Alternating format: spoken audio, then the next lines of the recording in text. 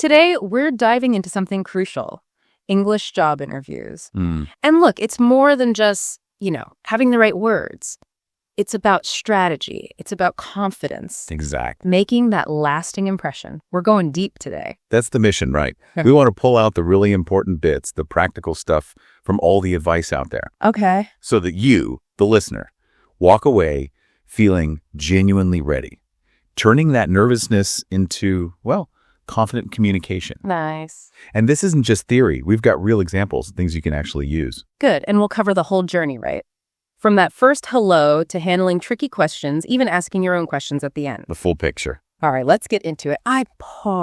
Laying the foundation, the crucial first steps. Okay, so those first few moments in an interview, they feel huge, don't they? Psychologically important. Oh, massively. They set the tone instantly. So how do you nail that initial greeting? Project confidence right away. Yeah, it's about establishing that connection, showing you're composed. A simple, polite, but confident intro works wonders. Like what? Can you give an example? Sure. Something like, hello, my name is Daniel. Thank you for having me today. Simple. Okay. Then add, I'm genuinely excited about this opportunity, and I'm eager to learn more during our conversation. Oh, okay. See? Gratitude, enthusiasm, readiness. Right. It hits all those marks. I actually heard from a listener, Aisha, who practiced almost that exact line. Oh, yeah? Yeah, she always got super nervous right at the start. Mm-hmm. But using that clear opening, the interviewer actually smiled and said, thank you for that warm introduction. Wow. And Aisha said that little bit of positive feedback just, poof, melted her nerves, gave her confidence for the rest of it. This shows you, doesn't it? A prepared start makes a real difference. Totally. So after that strong opening, what usually comes next, it's often the big one, isn't it? Almost always. Tell me about yourself. Ah, yes. The one everyone dreads. It feels like you have to recite your entire life story. Right. But it's not about that. It's your chance to shine, really. Okay, so how do you approach it? How do you avoid just rambling? Think structure, like education first, then job experience, and then wrap up with what you enjoy and what you're looking for now. Got it. Education, experience, interests, and goals. Exactly. Keep it focused. Maybe something like, I graduated from university with a degree in business administration. Okay. After that, I worked for 2 years as a sales assistant at a local company. That's the past. I enjoy working with people, solving problems, and learning new skills. That's the present, your interests. Right. And I am now looking for a position where I can grow and really help the company succeed. That links it to the future, to this job. That makes sense. It connects the dots. Any tips on delivering it? Yeah, keep it pretty brief. Around 30, maybe 40 seconds is good. Not too long. No, speak confidently. Don't rush. Take a breath. I remember Sarah, she practiced making hers short, clear, right to the point. It worked really well. 2, unpacking common questions. Strategy and authenticity. Okay, so you've made a good first impression. You've told your story concisely. Now they want to dig into your skills. What are your strengths? How do you answer that without sounding arrogant or, just listing things? Yeah, this is key. You can pick 2 or 3 strengths, sure. But the crucial part, give examples. Don't just say it, show it. Prove it. Exactly. So instead of, I have good communication skills, try. One of my strengths is communication. I actually enjoy speaking with people and making complex ideas easy to grasp. Okay, setting the scene. In my last job, for instance, I often had to explain technical product details to non-technical customers. Many of them told me afterwards that I made things really clear. Validation. Right. That's kind of when I realized, okay, communication is definitely one of my strong suits. See? Yeah. Example and reflection. That's much more powerful. I remember Omar. He used to just say, I'm hardworking. Yeah. Generic. Right. Very. But then he shifted. He started talking about a specific times. My strength is commitment. We have this huge project, crazy short deadline. I coordinated the team. We worked late, got it done. He described the action. He said the interviewer leaned in, totally engaged, made a huge difference. That's a perfect example. Now, the flip side, the dreaded question, what are your weaknesses? Ooh, yeah. The temptation is to say, I have none, which is obviously not the way. Definitely not. Or to reveal something genuinely damaging. It's tricky. So what's the strategy? Honesty, but framed as growth. Focus on what you're doing about it. Show self-awareness and improvement. Okay. So maybe. One area I'm actively working on is public speaking. A common one. Right. I sometimes feel nervous speaking in front of a large group, but I actually joined a local public speaking club recently to practice. Taking action. And honestly, I already feel more confident presenting my ideas. It shows you identify, act, and improve. That's smart. Turning a negative into a positive development story. Okay, next up. Why do you want to work here? The research question. Yeah, you can't just say because I need a job, right? It's a terrible answer. It's an instant turnoff. This is where you show you've done your homework. You need to connect with their company, their values. So how does that sound in practice?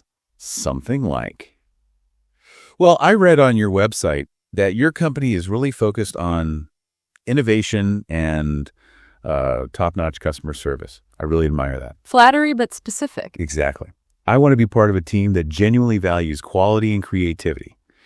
And I believe my skills in, say, design and problem solving would be a really good fit for that culture. Nice. Ahmed, a candidate I know, did this brilliantly with a Mrs. Carter. He didn't just give general praise. What does he do? He mentioned specific things, admiring their recent success, how they support clients, their focus on new ideas he'd read about. Then he linked his own experience directly to those initiatives. Smart. That shows genuine interest, not just flattery. Mrs. Carter apparently really sat up and took notice. Okay, another forward-looking one. Where do you see yourself in 5 years? Yeah, this one stumps people. Feels like you need a crystal ball. Totally. Like you need your whole life planned out. But it's not really about predicting the future. It's about showing ambition, a desire to grow, and importantly, how you see yourself contributing to this company long term. So less about a specific title, more about development. Exactly. Focus on learning and contribution. Maybe. In 5 years, I hope to have learned many new skills in this field, ideally right here.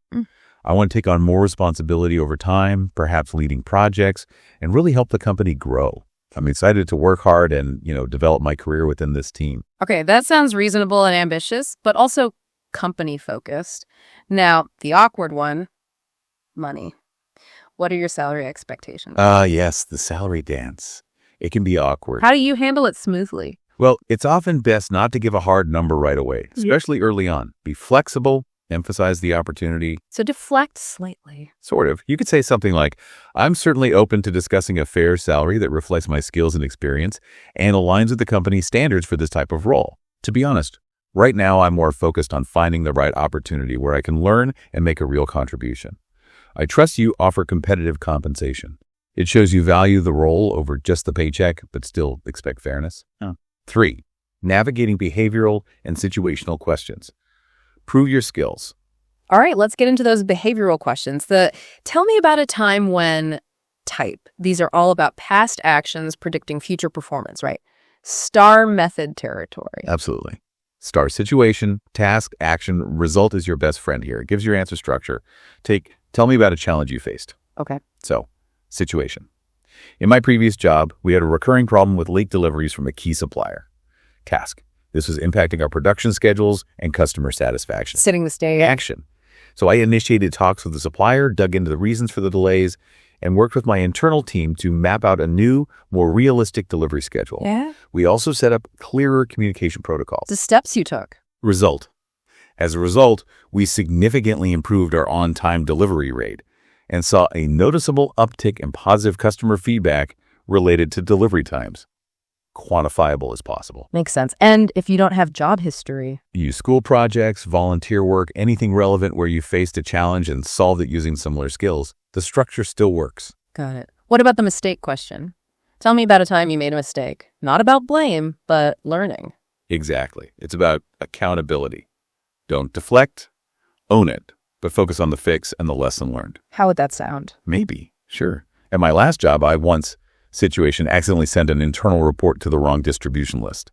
A mistake. Okay, owning it. When I realized my error, I immediately recalled the email where possible, notified my manager, apologized to those who received it incorrectly, and sent the correct report to the right people. Taking responsibility. More importantly, learning. I implemented a new double-check process for myself before sending any sensitive documents and shared that process with my team. It taught me the importance of carefulness and putting safeguards in place. Shows growth.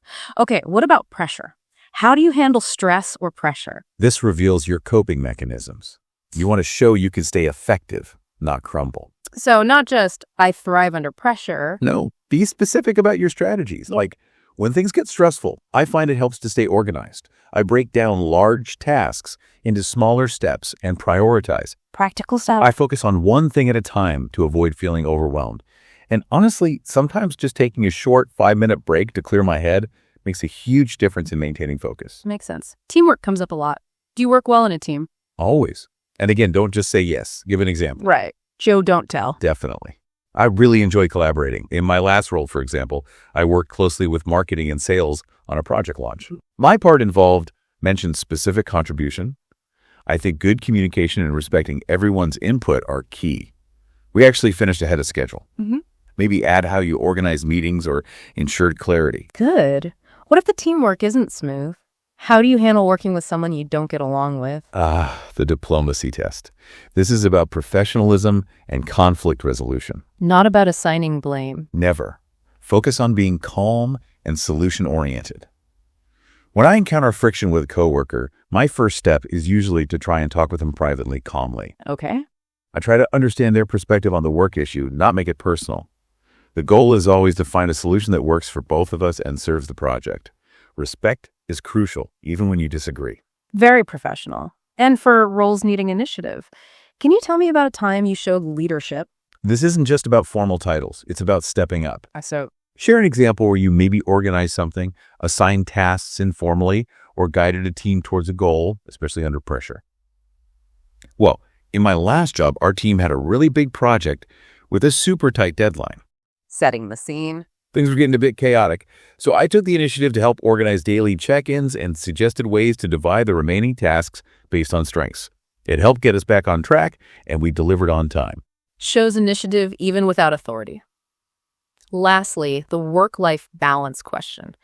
How do you balance work and personal life? Employers want someone sustainable, not someone who will burn out. Right. So it's about Showing dedication at work, right. but also responsible self-care outside work. When I'm at work, I'm fully focused on my tasks and contributing to the team. Clear boundaries. After work, I make a conscious effort to disconnect and spend time with my family or pursue hobbies. That balance helps me recharge, stay motivated, and ultimately bring my best energy back to work the next day. 4. General interview success strategies. Beyond the answers. Okay, shifting gears a bit. We've talked a lot about what to say, but how you present yourself matters hugely to body language. Oh, absolutely. It speaks volumes before you even utter a word sometimes. So what are some simple, easy wins here? 3 key things. 1, smile genuinely, especially at the start and end, and make comfortable eye contact. Shows confidence and connection. Okay, eye contact, smile. 2, sit up straight, open posture, don't cross your arms or slump. It just looks more engaged and positive. Right, avoid looking closed off. And 3, listen actively, not occasionally. Show you're tracking the conversation. Basic stuff, but powerful. It really is. I worked with someone, John, who is terrified of interviews. We focused just on those 3 things. Eye contact, posture, nodding. He said just doing those things made him feel more confident. And the interviewer later told him he seemed very professional and positive. Total transformation from how he felt inside. That's fantastic. It shows the mind-body connection there, and connected to that is how you speak clearly, confidently. Yeah, it's easy to start talking really fast when you're nervous, isn't it? So easy. But you have to consciously resist that urge. Aim for a steady, deliberate pace. Easier said than done sometimes. It takes practice. But don't rush. And if you feel that nervousness bubbling up, just take a breath. Yeah. A short pause is fine. It looks thoughtful. Right. Better than rambling. Much better. I knew a guy, James, brilliant, but talked a mile a minute. Lost people. You practice slowing down, smiling more.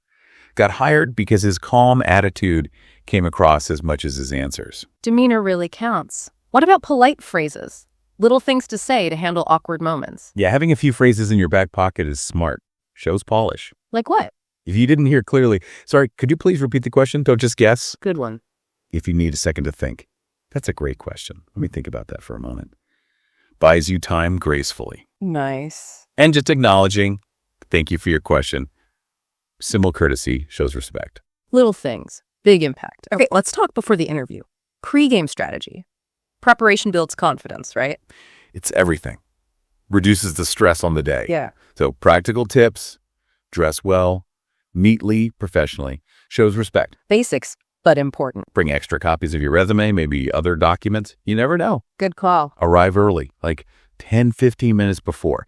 Gives you time to breathe, settle, not rush in flustered. Definitely. And the big one, practice your answers out loud with someone or record yourself. Get comfortable saying the words. That out loud practice is key, isn't it? Michael, another person I coached, was super nervous. We drilled answers. He got there early, mentally rehearsed. How did it go?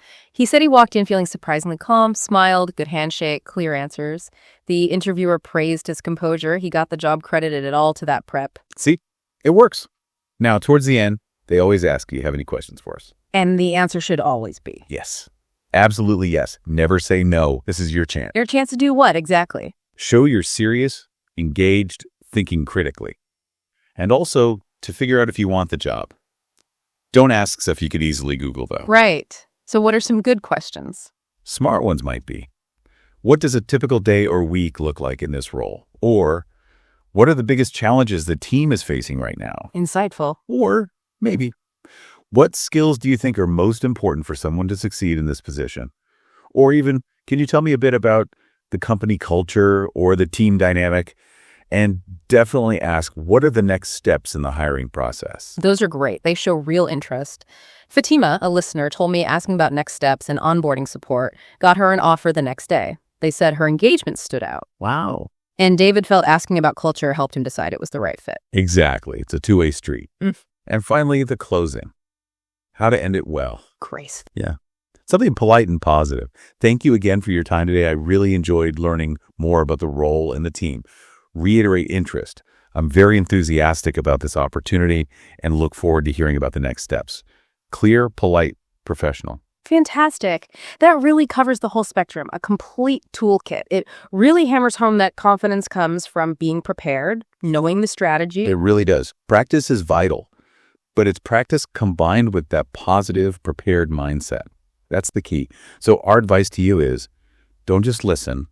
Apply these ideas. Make them work for you. Definitely. And maybe a final thought for you, the listener, to take away. As you think about your own background, what's one specific little story, one detail from your past that you could weave into one of these answers to make it uniquely yours, truly memorable? Great question. Thank you for joining us on this deep dive today.